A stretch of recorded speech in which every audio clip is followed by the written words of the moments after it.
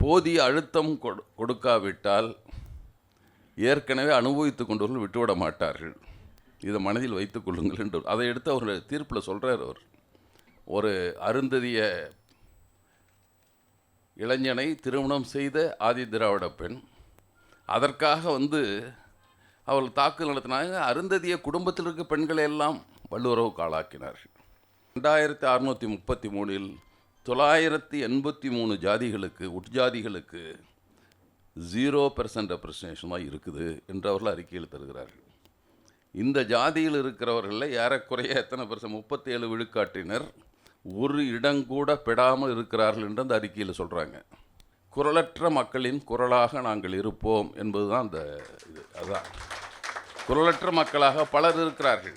அவர்களுக்கு ஒரு ஊராட்சி மன்ற உறுப்பினராக கூட அவங்களுக்கு வாய்ப்பு இல்லை. தன் குரல் ஓங்கி ஒலிப்பதற்கு இன்னைக்கு பலமற்றவர்கள் இருக்கிறார்கள். அவங்கெல்லாம் கேட்க முடியாது. அப்போ அவர்களுக்கான குரலாக இருக்கும் திராவிடர் விடுதலை கழக அமைப்பு இருக்கும் என்று அதில் ஒரு தீர்மானம் நாங்கள் நிறைவேற்றினோம். முதல் ஸ்டேஷனில் ஏறினவன் அடுத்த ஸ்டேஷனில் எந்திரிக்க கஷ்டப்படுவான்.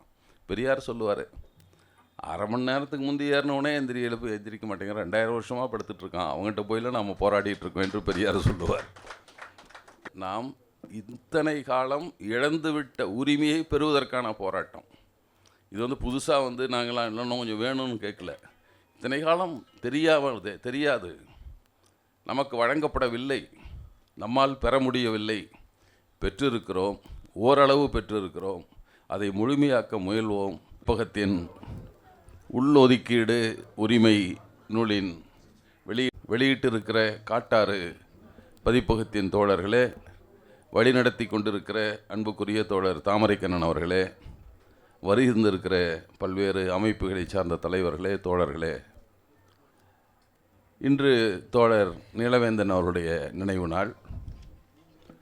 செப்டம்பர் 26 2 வகையில் நாம் நினைவுகிற நாளாக ஈழப் போராட்டத்தில் திலீபனை, நம் தமிழ்நாட்டில் இடஒதுக்கீட்டு உரிமைக்காக உயிரை மாய்த்து கொண்ட எரித்து கொண்ட தோழர் நீலவேந்தனை நினைவு கூறுகிற நாள். பல பேரை பல வேளைகள் நாம் நினைவு கூறுவோம். இல்லாமல் போய்விட்டார்களே, இந்த நாளில் அவர் இருந்திருக்க வேண்டும், இப்போது அவர்கள் இருந்திருக்க வேண்டும் என்று நினைவு கூறுகிற தோழர்களில் ஒருவர் தோழர் நீலவேந்தன். அவருடைய நினைவு நாளில் கூட தோழர்லாம் ஒரு கட்டுரை எழுதி, கட்டுரைகள் பலவற்றை தொகுத்தோர் நூலாக வெளியிட வேண்டும் என்று விரும்பி என்னிடம் மதிப்புரை கேட்டிருந்தார். அதுக்குள்ளே தான் அவரை இழந்து விட்டோம். அப்புறம் ஆதித்தமிழர் பேரவையின் தலைவரிடமும் அவருடைய பெற்றோரிடமும் நாங்கள் கேட்டோம், எங்களுடைய தோழர்களே அந்த நூலை வெளியிட விரும்புகிறார்கள், அதற்கு நீங்கள் அனுமதி கொடுக்க வேண்டும் என்று கேட்டோம். இருவரும் ஒப்புக்கொண்டார்கள். அப்போ தோழர்கள் விஜயன், ஆப்பா, சிவா போன்றவர்கள் முயற்சி எடுத்து அந்த நூலினை நீலவேந்தன் அவருடைய நினைவு நாளில், அதனுடைய முதல் கட்டுரை கூட எனக்கு சரியாக அது நினைவு வரவில்லை, என் சாவில் நீதி கிடைக்கட்டும் என்பது முதல் கட்டுரை. அது எப்போதோ எழுதுனது, ஆனாலும் அந்த கட்டுரையோடு சேர்ந்த அந்த நூல் இப்போது இந்த இடஒதுக்கீட்டை பற்றி, உள்ளொதுக்கீட்டை பற்றி அதை ஏற்றுக்கொண்டு உள்வகைப்பாடு செய்வதையும் ஏற்றுக்கொண்டு தீர்ப்பு வந்த பின்னால் எழுந்த எதிர்வினைகளை நாம் எல்லோரும் பார்த்து கொண்டிருக்கிறோம். அப்போ அதற்கான எதிர்வினையை பற்றி அந்த நூலில் சொன்ன செய்திகள், அந்த நூல் பற்றிய மதிப்புரைகளை இப்போது பேசியிருக்கிறார்கள். ஆனால் முதல்ல நான் அதுக்கு நன்றி சொல்ல வேண்டும் நினைப்பது தோழர் ரவி அவர்களே. தோழர் ரவி பத்ரன் என்று முன்னால் அறியப்பட்ட, இப்போது தோழர் ரைஸ் முகமதாக இருக்கிற தோழர், அவர் தான் அழைத்தார். முதல் நாள் மாலை கூப்பிட்றாரு, என்ன வந்திருக்கு, அதை பற்றி நம்ம ஏதாவது ஒன்று வெளியிடலாமா, என்ன உன் கருத்துன்னாரு. நல்ல தீர்ப்பு, வரவேற்க வேண்டியது, எதிர்க்கிறார்கள், வந்து கொண்டிருக்கிறது, அது எதிர்க்கப்பட வேண்டியது என்று சொன்னேன். இப்போ மாலை நேரம் இல்லை, இப்போ தான் வந்துக்கிட்டு இருக்கேன், ஊருக்கு காலையில் எடுத்துக்கொள்ளலாம் என்று சொன்னோம். அதில் அவர்கள் பாராட்டிய செய்திகளை எல்லாம் நான் சொல்லுவதற்கு காரணமாக இருந்தது அவர் முன்வைத்த கேள்விகள் தான். அவள் கேள்வி வைக்கிற போது நமக்கு பதில் சொல்ல வேண்டிய தேவை இருந்தது. எனவே அந்த பதில்களை நாம் சொல்லியிருந்தோம். அப்போ ஒரு நமக்கு நெருடலாக இருந்தது அதை கேள்விப்படுகிற போது. ஒரு அதில் நீதியரசர் கவாய் அவர்கள் 2 இடத்துல புரட்சியாளர் அம்பேத்கர் அவர்களை குறிப்பிடுகிறார்கள். அவர் அரசியல் அமைப்பு அவையில் அதற்காக அமைக்கப்பட்ட குழுவில், இடஒதுக்கீட்டுக்காக அமைக்கப்பட்ட குழுவில் பேசுகிற போது என்று சொல்லார், போதிய அழுத்தம் கொடுக்காவிட்டால் ஏற்கனவே அனுபவித்து கொண்டவர்கள் விட்டுவிட மாட்டார்கள், இதை மனதில் வைத்துக் கொள்ளுங்கள் என்று அதை எடுத்து அவர் தீர்ப்பில் சொல்கிறார். அவர் கவாய் சொல்லுகிறார். அப்புறம் தான் ஏற்கனவே சொன்னாங்க ரயிலில் படுக்கிறது ஏறி படுப்பதை, அதையும் அவர் தான் குறிப்பிடுறார், தன்னுடைய தீர்ப்பில் குறிப்பிடுகிறார்கள். அதே போல் சந்திரசூட் அவர்கள் தீர்ப்பு முழுக்க வரலாற்றில் எவ்வப்போதெல்லாம் தீண்டாதவராக, ஒடுக்கப்பட்ட ஜாதியினராக, பட்டியல் இனத்தவராக எல்லாம் குறிப்பிடப்படுகிற அவர்கள் என்னென்ன அதற்காக குழு அமைக்கப்பட்டு அதில் வந்த முடிவுகள் என்கிற போதெல்லாம் அந்த தீண்டாத மக்களிடையே தீண்டாமை இருக்கிறது என்று சொல்வதை, அதில் பல பேர் கோயிலுக்குள் சுடுகாட்டில் இடுகாட்டில் அனுமதிக்கப்படுவதில்லை என்ற அறிக்கைகளை எல்லாரும் அறிக்கையும் குஜராத்தில் சொன்னார், அஸ்ஸாமில் சொல்லியிருக்கிறார்கள், வங்காளத்தில் சொல்லியிருக்கிறார்கள் என்று எல்லாவற்றையும் எடுத்து அவர் குறிப்பிடுகிறார். அதில் என்னை நேர்காணல் செய்த தோழர் ரவி அவர்கள், ராயிஸ் அகமது அவர்கள் சொன்ன 2006 ஒரு கட்டுரை அவர் EPWவில் எக்கனாமிக்ஸ் அண்ட் பொலிட்டிக்கல் வீக்கில் எழுதியிருந்தார். அதில் தான் ஒரு அருந்ததிய இளைஞனை திருமணம் செய்த ஆதி திராவிட பெண், அதற்காக அவள் தாக்குதல் நடத்தினாங்க. அருந்ததிய குடும்பத்தில் இருக்க பெண்களை எல்லாம் வல்லுறவுக்கு ஆளாக்கினார்கள். அது பற்றிய ஒரு கட்டுரை. அதை எடுத்து தலைமை நீதிபதி சந்திரசூட் அவர்கள் தன் தீர்ப்பில் சுட்டி காட்டுகிறார். அந்த கட்டுரை எடுத்து சுட்டி காட்டுகிறார். அவ்வளவு அக்கறையோடு அவர்கள் திரட்டி, பெருமுயற்சி எடுத்து திரட்டி தான் அந்த தீர்ப்பினை கொடுத்திருக்கிறார்கள். இப்போது அதன் மீது மறுசீராய்வு மனு போடப்பட்டிருக்கிறது. மறுசீராய்வு மனு பற்றியும் உண்மைக்கு மாறான தகவலை தான் சொல்லிக்கொண்டே இருக்கிறார்கள். ஒன்று, நாங்கள் தீர்ப்பை நாங்கள் எதிர்க்கவில்லை, அதை நிறுத்தி வைக்கலாம் சொல்ல, அப்படியெல்லாம் போடலைங்கிறாங்க. கடைசியாக அது சொல்கிறது an application for stay என்று தான் கடைசி பத்தி. அதில் இந்த தீர்ப்பினை தட் பெட்டிஷனர், ஒரு திருமாவர்கள் தான் petitioner, will suffer irreparable loss and injuries if the direction and the order of the impugned judgment is not stayed. இந்த தீர்ப்பினை நிறுத்தி வைக்காவிட்டால் மனுதாரர் மிகப்பெரிய இழப்பினை சந்திக்க நேரிடும், எனவே அதை நிறுத்தி வைக்க வேண்டும் என்பதுதான் கடைசி கோரிக்கை. ஆனால் அவர் சொல்லி கொண்டிருக்கிறார்கள் அப்படியெல்லாம் இல்லைன்னு சொல்கிறாங்க. அதில் பல இடங்களில், இப்போ தோழர் மதிவண்ணன் அவர்களோடு தான் சொல்லி கொண்டிருந்தேன், இவர் எழுதின கட்டுரை ரவிக்குமார், அதெல்லாம் விரிவாக போக வேண்டியதில்லை, ஏற்புரை மட்டும்தான் சொல்லணும். இருந்தாலும் அந்த கட்டுரையில் அவர் பல இடங்களில் சொல்லுவது என்பது, அப்போ சென்சஸ் 2011 சென்சஸ், அதை அவர் எடுத்து அப்போது துணை தலைமை செயலாளராக இருந்த கிறிஸ்தாஸ் காந்தி அவர்கள் ஒரு பட்டியலை வெளியிடுறார். அந்த பட்டியலில் குறிப்பிடுகிறார். அதில் 2.8 என்பதாக அந்த விழுக்காடு வருகிறது. அவர் சொன்னது மற்ற 95 பேருக்கு தான் ஜாதி 95.5 தான் இருக்குது, மீதி இதரர்கள் இருக்கிறாங்க, இதில் விழுக்காடெல்லாம் போடுறாரு அவர். ஆனால் நீங்கள் எங்களுக்கு கொடுத்தது 1971 18 கொடுத்தீங்க, இப்போ அது 20 ஆயிடுச்சு. இப்போ மக்கள் தொகையை வச்சு அவங்களுக்கு கொடுத்தீங்கன்னா 20 தானே கொடுக்கணும், 18 எப்படி 3 கொடுப்பீங்க என்பதை அந்த ஆதரித்து பேசிய உரை என்று சொல்லுகிற உரையிலும் அவர் சொல்லியிருக்கிறார். அது இப்போதல்ல, அப்போதிருந்தே அதை சொல்லி கொண்டு வந்திருக்கிறார்கள் என்பதற்கு சில சொற்கள் மட்டும்தான். அதில் அந்த டெக்னிக்கல் ஃப்ளாவை நீக்கி, அதை நீங்கள் எப்படி நீக்குவீர்களோ, அதை நீங்கள் உடனடியாக நீக்கினாலும் சரி அல்லது பின்னர் நீக்கினாலும் சரி, நான் இதற்காக உயர்கல்வித்துறை அமைச்சர்களிடத்திலே தொலைபேசியில் பேசியிருக்கிறேன். ஏனென்றால் அவர் அதற்காக அதெல்லாம் சொல்லிட்டு சொல்கிறாரு, ஏனென்றால் பின்னர் இந்த சட்டத்தினை யாரேனும் நீதிமன்றத்திற்கு சென்று தடுத்துவிடக்கூடாது என்பதற்காக அந்த அக்கறையோடு சொல்கிறேன். அந்த டெக்னிக்கல் ஃப்ளாவையும் நீக்கி நிவர்த்தி செய்து இந்த மசோதாவை நீங்கள் நல்லவர்கள் நிறைவேற்றணும். இப்போ நீங்கள் போட்டது சரியில்லை, இதை கொஞ்சம் மாற்றிங்க, தப்பு குப்பெல்லாம் பண்ணிட்டீங்க என்று ஆதரித்து பேசியதாக அவர் போட்டிருக்கிற உரையில் தான் இருக்குது. நாமெல்லாம் அதுக்கு முந்தி படித்ததில் இப்போ தான் படிக்கிறோம். புத்தகம் போட்டுக்கார் என்ன தான் சொல்லியிருக்காரு பார்க்கலாம் என்று படிக்கிற போது. அதில் தோழர்களே, இப்படிப்பட்ட போய் சேராதவர்களுக்கு சென்று சேர்க்க வேண்டும் என்பதற்கு பல முயற்சிகளை அரசுகள் எடுக்கின்றன. பிற்படுத்தப்பட்டவருக்கும் அப்படி ஒரு குழு அமைக்கப்பட்டிருக்கிறது. டெல்லி உயர்நீதிமன்றத்தின் தலைமை நீதிபதியாக இருந்த நீதிபதி ரோஹிணி தலைமையில் ஒரு குழு அமைக்கப்பட்டது. அவங்க தள்ளி தள்ளி போய் போன ஆண்டு தான் அறிக்கையை கொடுத்துருக்குறாங்க. அவங்க 21/7/2023 அதில் அவங்க சொல்கிறாங்க, மொத்தம் 2633 ஜாதிகள் என்று வகைப்படுத்துகிறார்கள். மண்டல் சொன்னப்போ 2399 ஜாதி, அதுக்கப்புறம் 250 ஜாதி சேர்ந்துருக்குது. சரி, அது எப்படி இருக்கட்டும். ஆனால் சொல்கிறாங்க, அதில் 900 அந்த 2633இல் 983 ஜாதிகளுக்கு உட்ஜாதிகளுக்கு 0% ரெப்ரசன்டேஷன் தான் இருக்குது என்று அவர்கள் அறிக்கையில் தருகிறார்கள்.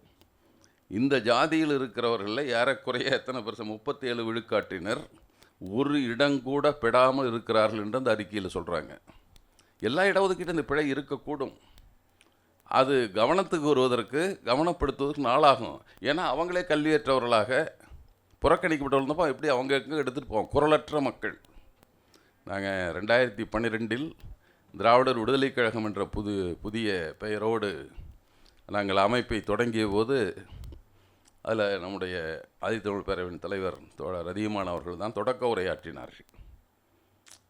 அதில் நாங்கள் ஒரு தீர்மானத்தை நிறைவேற்றினோம். குரலற்ற மக்களின் குரலாக நாங்கள் இருப்போம் என்பது தான் அந்த இது. அதுதான், குரலற்ற மக்களாக பலர் இருக்கிறார்கள். அவர்களுக்கு ஒரு ஊராட்சி மன்ற உறுப்பினராக கூட அவங்களுக்கு வாய்ப்பு இல்லை. தன் குரல் ஓங்கி ஒலிப்பதற்கு இன்னைக்கு பலமற்றவர்கள் இருக்கிறார்கள். அவங்கெல்லாம் கேட்க முடியாது. அப்போ அவர்களுக்கான குரலாக இருக்கும் திராவிடர் விடுதலைக் கழக அமைப்பு இருக்கும் என்று அதில் ஒரு தீர்மானம் நாங்கள் நிறைவேற்றினோம். ஏன்னா எல்லோருக்கும் எல்லாம் சேருவது தான் ஜனநாயகம்னு சொன்னால், எல்லாருக்கும் என்ன கடைசி மனிதனுக்கும் ஜனநாயகம் என்பது என்ன? அதானே இருக்கும். அப்போது அதே போல் 983 1674 ஜாதிகள் 2 விழுக்காடு இடங்களை மட்டும் அனுபவித்து வரும். 27 97 ஜாதிகள் 10 விழுக்காடு இடங்களை அனுபவித்து வரலாம் அறிக்கை கொடுத்துருக்காங்க. ஏன்னா இது அவ்வப்போது மறுபரிசீலனை ஆய்வுக்கு எடுக்கிற போது தான் பிழைகள் தெரியும். அதை மாற்றி அமைப்பதற்கு அரசுகள் முன் வரும். அப்போது நடக்கிற போது இதற்கு முன்பு அனுபவித்து கொண்டிருந்தோம். நீதிபதி கவாய் அவர்கள் சொன்ன கதை தான் பெரியார் சொல்லி கொண்டிருந்த கதை தான். முதல் ஸ்டேஷனில் ஏறினவன் அடுத்த ஸ்டேஷனில் எந்திரிக்க கஷ்டப்படுவான்.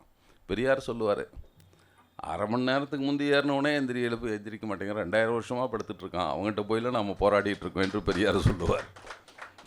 இது இடஒதுக்கீடு வந்த 50லேருந்து இப்போ கணக்கு சொல்லலாம். 72 வருஷமாக படுத்துக்கிட்டு இருக்கவங்களை எழுப்புறப்போ தான் சிக்கல்லாம் வருகிறது நமக்கு. எனவே தொடர்களே, இந்த செய்தி என்பது நாம் அதை நம்முடைய கோரிக்கையில் நியாயம் இருக்கிறது, முழு நியாயம் இருக்கிறது என்பதை எல்லா தரப்பும் சொல்லி கொண்டிருக்கிறார்கள், எல்லோரும் பேசி கொண்டிருக்கிறார்கள். இந்த தீர்ப்பை படித்த பின்னால் கூட இந்த எடுத்துக்காட்டை இப்போ மதியம் சொன்ன தோழர் நம்முடைய ஓய்வு பெற்ற நீதியரசர் ஹரிபரந்தாமன் தான் எனக்கு அந்த 433ன்னு போட்டு கவாய் சொல்லிருக்கிறத பாருங்கள் என்று அந்த பேராகிராஃப் எனக்கு அனுப்பி, இதை பெரியார் சொல்லுவாரே, அது எந்த நூலில் எங்கே இருக்கிறது என்பதை எனக்கு கொஞ்சம் சொல்லுங்கள் என்று எனக்கு அனுப்பி வைக்கிறார். அப்புறம் தான் திருப்பி இன்னொரு முறை படிக்கிறோம், ஆமாம்மா சொல்லி இருக்கிறார் என்று. ஏன்னா அவருக்கு கண்ணில் படுது. உடனே பார்த்து அவங்க என்ன இப்போ திரும்பவும் ஒரு அறிக்கை இப்போது அவங்க மறுசீராய்வு மனு போட்டிருக்க கூட சொன்னார். எனக்கு ஒரு குறுஞ்செய்தி அனுப்பியிருந்தார்.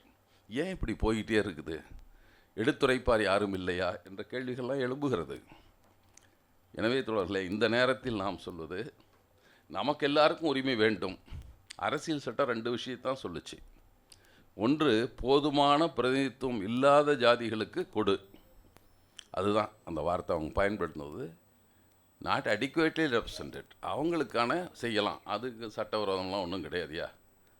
பின்னால் வந்தபோது கல்வியில் வந்தபோது அவள் பின்தங்கி இருப்பவர்களுக்கு, சமூகத்தில் கல்வியில் பின்தங்கி இருப்பவர்களுக்கு இந்த பட்டியலை எடுத்து அதில் இல்லை என்கிற போது இந்த ரோஸ்டரில் தான் பல பேர் என்னிடம் வாதாடி இருக்கிறார்கள். இதுக்கு ஆதரவாக இருக்கவங்கெல்லாம் எங்களுடைய ஒரு குழுவில் ஒருத்தர் இருந்தார். அவர் இதுக்கு வழக்கு போட்டவர்கள் அவர் ஒருத்தர். அது குறித்து நாங்கள் பேசிய போது 2 பேராசிரியரில் கூப்பிட்டு வந்தார். பாருங்கள், 2லேயே இருக்குது, நாங்கள் எப்போ வாங்குறது, 17ல் போய் தான் எங்களுக்கு கிடைக்கும் என்று அவர் சொன்னார். இப்படி தாங்க இவ்வளோ நாளாக பேசிகிட்டு இருந்தாங்க. 17 கூட கிடைக்குமான்னு தெரியாதவங்க தாங்க இப்போ 2வது இடத்துல இருக்கிறாங்க. ரோஸ்டரில் 200 பாயிண்ட் ரோஸ்டரில் 2வது இடத்துல இருக்கிறதே அவங்க ஏற்றுக்க முடியல. ஏன்னா அவங்கள 17 போட்டு எங்களை 2 போடுங்களேன்னு திருப்பி தான் ஆசை இருக்குது. நான் அதை சொன்னபோது தான் அவர்கள் அதையும் புரிந்து கொள்ள மறுத்தார்கள். திருப்பி திருப்பி சொல்லிட்டு தான் இருந்தாங்க. நம்ம சொன்னால் அவங்க சொல்லிக்கிட்டே இருந்தாங்க. இப்போது நாம் இதை தக்க வைத்துக் கொள்வது மட்டுமல்ல, அடுத்து சரியான கணக்கெடுப்பை எடுக்க வேண்டும் என்பதில் அடுத்த கணக்கெடுப்பில் 2021 என்னாச்சுன்னு தெரியாமே போயிடுச்சு, எடுக்கப்படவில்லை. அது முதல்ல வெளியிடவில்லை, எடுக்கப்படவில்லை, எப்படியோ இருக்கட்டும். அடுத்து வர கணக்கெடுப்பில் சரியாக பதிவுகளை செய்ய வேண்டிய தேவை இருக்கிறது.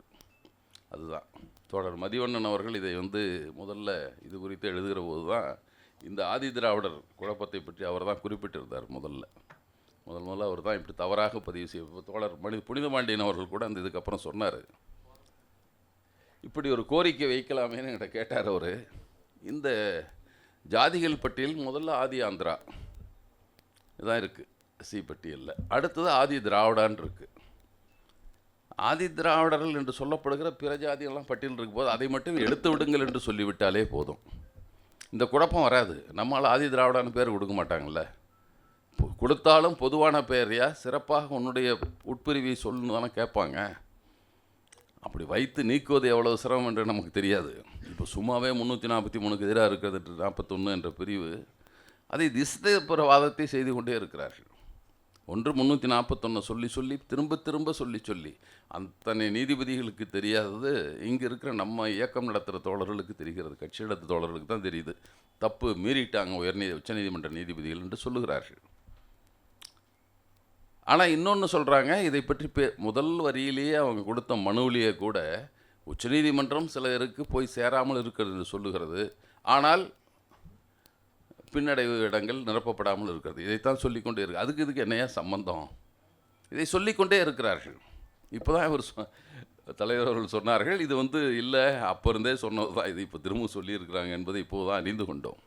எனவே தோழர்களே, நாம் தொடர்ந்து இப்படிப்பட்ட சிக்கல்கள் வருவது இயல்பு. அவங்க பார்வைக்கு கொண்டு போகிற சக்தி இல்லாமல் இருக்கலாம், நமக்கு அரசுகள் கவனத்துக்கு எடுத்து செல்ல முடியாமல் இருக்கலாம், அல்லது நடைமுறைப்படுத்த முடியாத சிக்கல் இருக்கலாம்.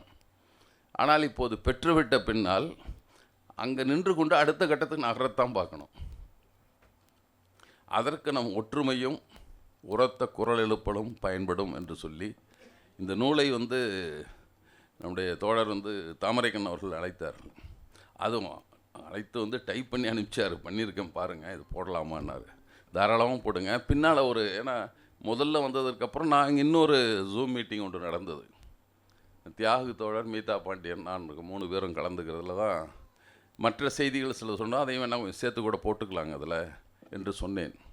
அப்போ முடிந்த வரைக்கும் அந்த செய்திகளை கொண்டு சேர்த்து விட வேண்டும் என்பதுதான். நமக்கு ஒவ்வொன்றும் ஒவ்வொரு பல நூல்கள் வந்திருக்கின்றன. நாம் இத்தனை காலம் இழந்துவிட்ட உரிமையை பெறுவதற்கான போராட்டம். இது புதுசாக நாங்களாம் இன்னும் கொஞ்சம் வேணும்னு கேட்கல. இத்தனை காலம் தெரியாது, நமக்கு வழங்கப்படவில்லை, நம்மால் பெற முடியவில்லை, பெற்றிருக்கிறோம், ஓரளவு பெற்றிருக்கிறோம். அதை முழுமையாக்க முயல்வோம், அனைவரும் முயல்வோம். அதில் திராவிடர் விடுதலைக் கழகம் எப்போதும் உங்களோடு நிற்கும் என்பதை சொல்லி நூலை வெளியிட்ட காட்டாறு குழு தோழர் தாமரைக்கண்ணன் அவர்களுக்கு என்னுடைய நன்றியை கூறி விடைபெறுகிறேன். நன்றி, வணக்கம்.